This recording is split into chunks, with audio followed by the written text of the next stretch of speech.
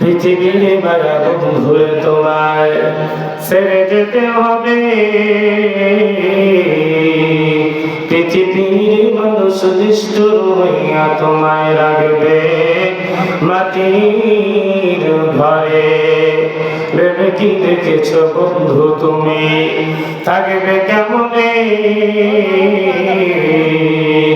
দিন থাকিতে জীবন করো আল্লাহর কোরআনের সঙ্গে। যতই ছোট বন্ধু তুমি মন গড়া মানুষের সাথে,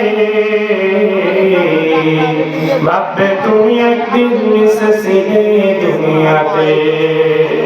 শান্তি যদি পেতে চাও বন্ধু তুমি আগামী ঘরেতে। দিন থাকিতে জীবন করো আল্লাহর কোরআনের সঙ্গে। লা ইলাহা ইল্লাল্লাহ, লা ইলাহা ইল্লাল্লাহ, লা ইলাহা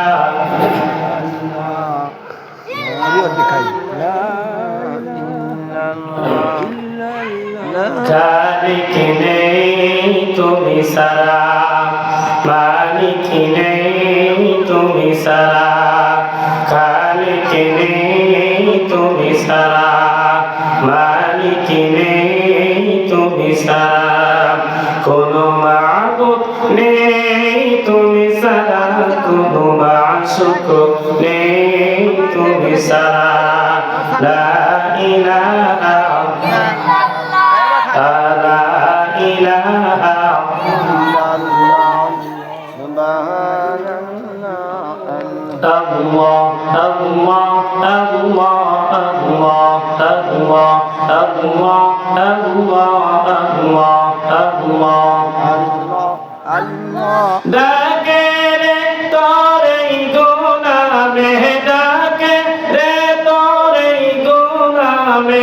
শান্তি দাও মোর কলিজায়, নূর মুহাম্মদ কামলিওয়ালা। হায়রে আমার বুকে আয় নূর মুহাম্মদ কামলিওয়ালা। হায়রে আমার বুকে আয়। আল্লাহ আল্লাহ ও দরবেশ বাদশাহী, তুলিতে সেই ফুলের কলি। ফকির দরবেশ বাদশাহী, তুলিতে সেই ফুলের কলি। গলায় লইয়া ভিক্ষার ঝুলি, গলায় লইয়া ভিক্ষার ঝুলি। লস্করে গাছের তলায় নূর মুহাম্মদ কামলিওয়ালা। হায়রে আমার বুকে আয় নূর মুহাম্মদ কামলিওয়ালা। হায়রে আমার বুকে আয়। আল্লাহ আল্লাহ কদ জানি দিবা শুধু চুমা খাইতে কদমে। কবে জানি আসবে শুধু চুমা দিতে কদমে। আমরা রে ভুলিবা নবীজি কেমনে। আল্লাহ আল্লাহ আল্লাহ তোমায় আমরা ভালোবাসি পাগলের মতো। কাঁদাও যত কাঁদব তত জনমের মতো। আল্লাহ আল্লাহ লা ইলাহা ইল্লাল্লাহু মুহাম্মাদুর রাসূলুল্লাহ। এখন আমলেতে ভয় বান্দা খোদার, দূর হয়ে যাবে বাধা সব। তোমার আমার মালিক আছেন, আছেন আমাদের রব, আছেন আমাদের রব।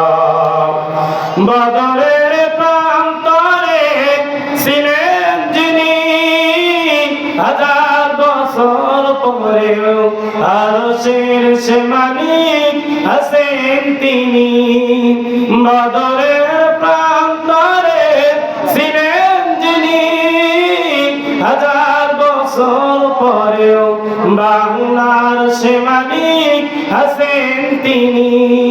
জাহেলির আধার থাকবে না বেশি দিন, থাকবে না তাগুদের এই যে প্রভাব।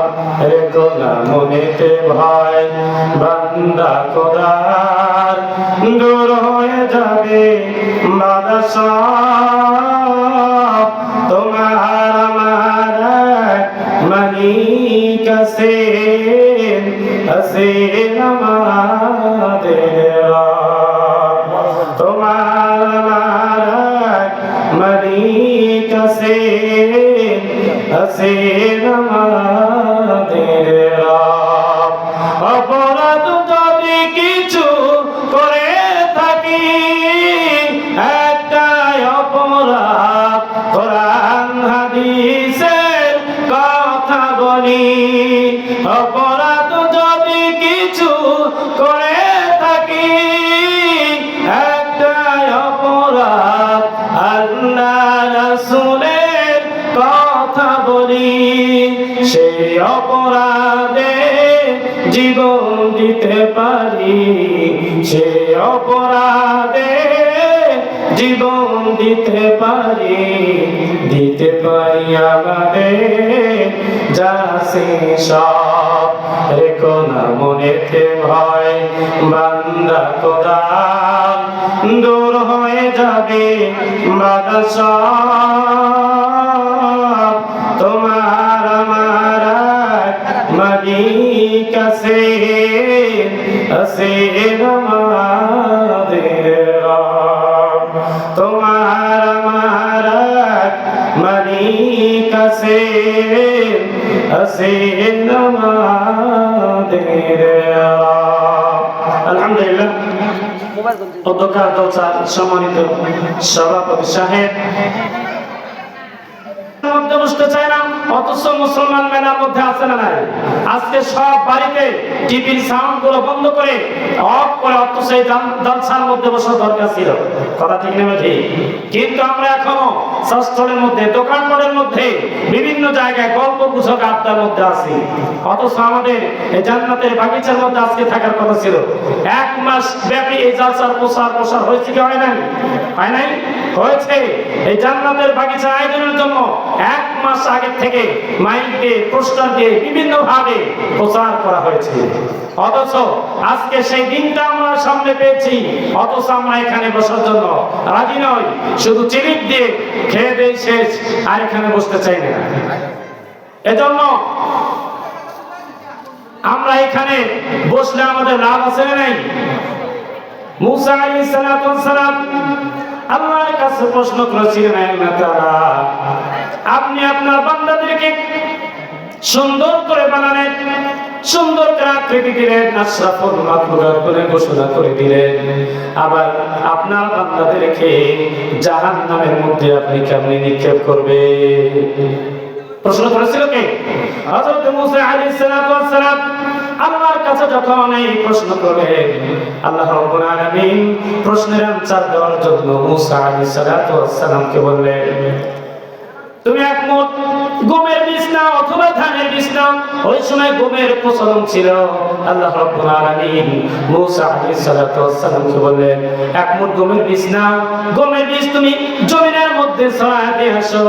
আল্লাহ রাব্বুল আলামিন অর্ডার করার সঙ্গে সঙ্গে মুসা আলাইহিস সালাম গমের বীজ হাতে নিলেন, ময়দানের মধ্যে ছিটায় দিয়েছেন। আস্তে আস্তে বীজগুলো যখন জমির মধ্যে বপন করে দিলেন, একসময় অঙ্কুর বের হয়ে গেল, একসময় বড় হয়ে গেল, এরপরে বড় হয়ে গেল গম, এক সময় পাকার সময় হয়ে গেল, ম্যাচুরিট হয়ে গেল।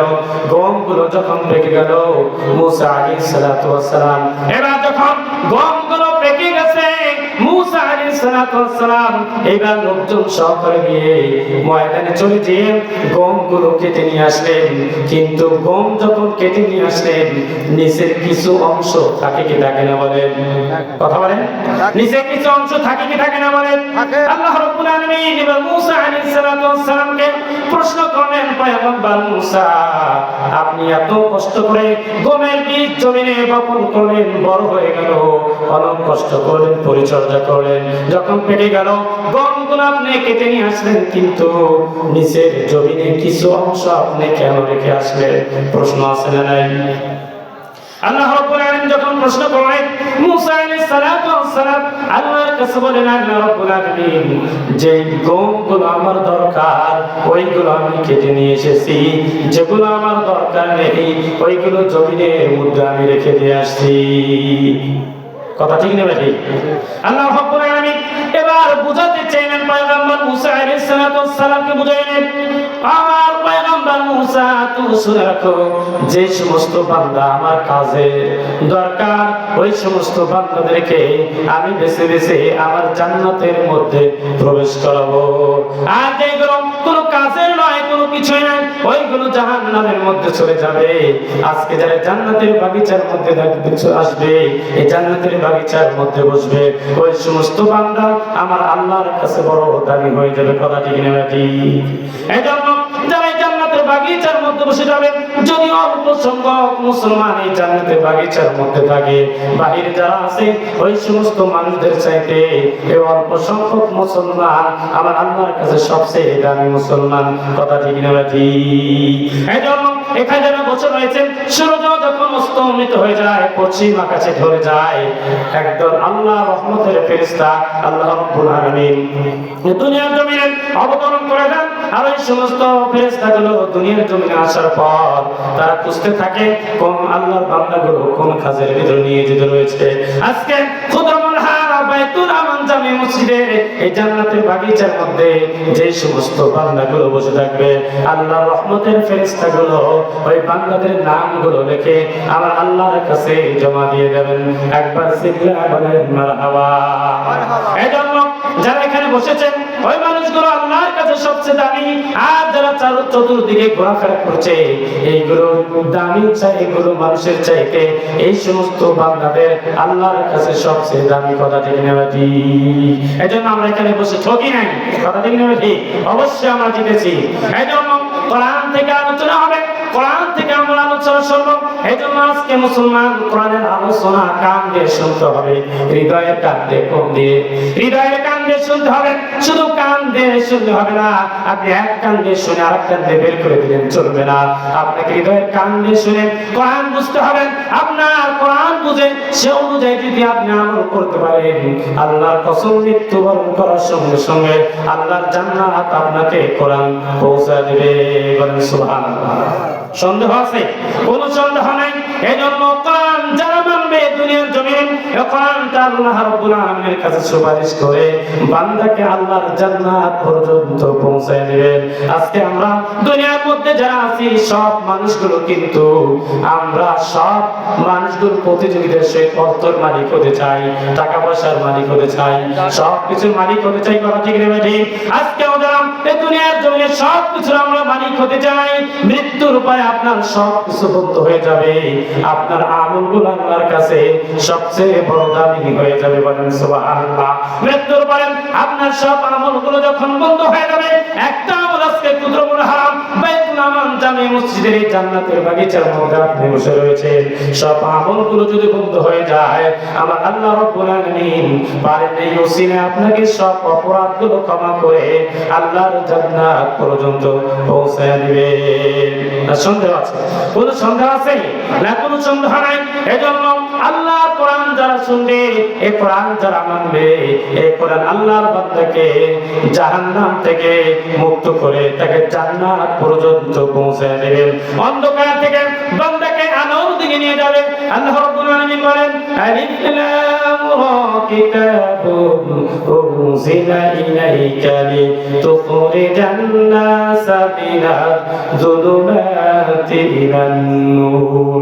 এই কোরআন বলেন বান্দা যদি কোরআন মানে, এই কোরআন ধরে, তো অনুযায়ী আল্লাহর বান্দা যদি কোরআনের উপর আমল করে, এই কোরআন বান্দাকে অন্ধকার থেকে আলোর পথ দেখাবে। বলেন সুবহানাল্লাহ। কি দেখাবে? অন্ধকার থেকে আলোর পথ দেখাবে বান্দাকে। এজন্য আমরা এই কোরআনের পক্ষে আছি না নাই? দুহাত উঁচু করে দেখেন কারা কোরআনের পক্ষে আছি? লিল্লাহি তাকবীর। আল কোরআনের আলো, আল হাদিসে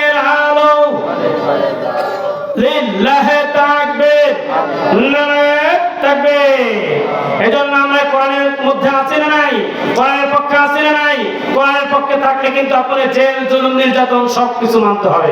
কথাটা কি ঠিক? ইতিহাস সাক্ষী, যারা এই কোরআনের পক্ষে কথা বলেছে তারাই জেল জুলুম নির্যাতনের শিকার হয়েছে। আপনি যদি জেল জুলুম নির্যাতনের শিকার হতে চান তাহলে কোরআনের পক্ষে আপনাকে থাকতেই হবে। তবে কোনো টেনশন নাই, যারা দুনিয়ার মধ্যে কোরআনের পক্ষে থাকার পরে জেল জুলুম নির্যাতন যারা খাটবে, আল্লাহর কসম এই মানুষগুলো মৃত্যুবরণ করার সঙ্গে সঙ্গে আল্লাহর জান্নাতের মধ্যে অবস্থান করবে, বলেন সুবহানাল্লাহ। এজন্য এই বাংলাদেশ হলো আজকে টুপিওয়ালাদের বাংলাদেশ, এই বাংলাদেশ হলো কোরআনওয়ালাদের বাংলাদেশ। কথা ঠিক রেখে আমরা পৃথিবীর জমিনে যতদিন পর্যন্ত সূর্য ওঠা নিশ্চিত, কোরআনের আইন এই বাংলাদেশে চালু হবে নিশ্চিত। কথা ঠিক রেখে না সন্দেহ আছে? সূর্য ওঠে যেরকম নিশ্চিত, বাংলাদেশের মধ্যে কোরআনের আইন বাস্তবায়িত হবে নিশ্চিত। কথা ঠিক রেখে আমরা এই বীর শাসন বঙ্গবন্ধুর ভাষণ যে কেটেছে কারের সাথে নানান তাল মহিউদ্দিন ফখরুদ্দিন সব ঘোরার দিন দেখা শেষ, সামনে টুপিওয়ালাদের বাংলাদেশ। আগামীর সূর্য হবে কোরআনের সূর্য, আগামীর সূর্য হবে ইসলামের সূর্য। এদেশে কোন নাস্তিক আর মুরতাদের ষড়যন্ত্র কায়েম হবে না। এদেশে তাওহীদি জনতা রাতের শেষ ভাগে তাহাজ্জুদ নামাজ করেন, বন্ধুর কাছে কোরআনের দাওয়াত নিয়ে যায়। এদেশের বিশ্ববিদ্যালয়গুলো আজ কোরআনের দুর্জয় ঘাটিতে পরিণত হয়েছে। টেকনাফ থেকে তেতুলিয়া, রূপসা থেকে পাতুলিয়া, সুন্দরবন থেকে বান্দরবন পর্যন্ত এদেশে কোরআনের রাজ কায়েম হবে ইনশাআল্লাহ। যেই জমিনে আসমান থেকে বৃষ্টি প্রবাহিত হয় ওই জমিটা ফসলের জন্য উর্বর হয়ে যায়। যেই জমিনে শহীদের রক্ত ঝরে ওই জমিটা কোরআনের রাজ কায়েমের জন্য উর্বর হয়ে যায়। এদেশের মানুষ অকাতরে জীবন বিলিয়ে দিতে শিখেছে, কিন্তু বাতিলের সামনে মাথা নত করতে শিখে নাই। কথা থেকে নেবে ঠিক। এজন্য আমরা কোরআনের পক্ষে আছি না নাই? অবশ্যই থাকবো ইনশাআল্লাহ। তবে কারেকশন হবে ইনশাআল্লাহ, আমাদের মধ্যে পজ হবে, কারেকশন হবে। রাজি আছে ইনশাআল্লাহ। আল্লাহ রাব্বুল আলামিন